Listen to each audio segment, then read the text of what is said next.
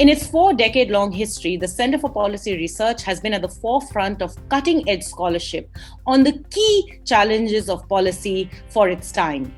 Back in the 1970s and 80s, scholars at the center were at the forefront of research on the Indian economy, particularly focusing on what it would take to open up and liberalize the Indian economy. In the 1990s, the focus shifted to India's deepening democracy and also looked more focused on the South Asia region.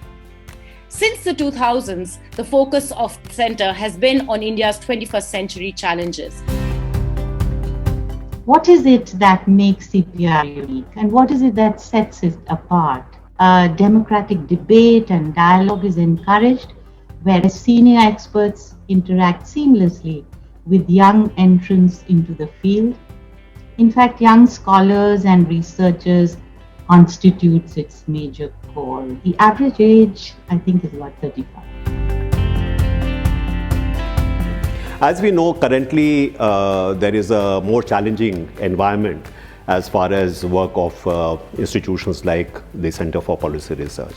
But I think precisely for that reason, the role of CPR is even more important, because you need still platforms like the CPR where different viewpoints can be in fact debated and also some very dispassionate research into the challenges we are facing can still be conducted. COVID-19 has upended all that we take for granted, not only in how we work and how we interact with the world, but also all the accepted frameworks for policy making. I'm proud to say that the Center for Policy Research in this very, very critical phase has proved both resilient, agile, and adaptive.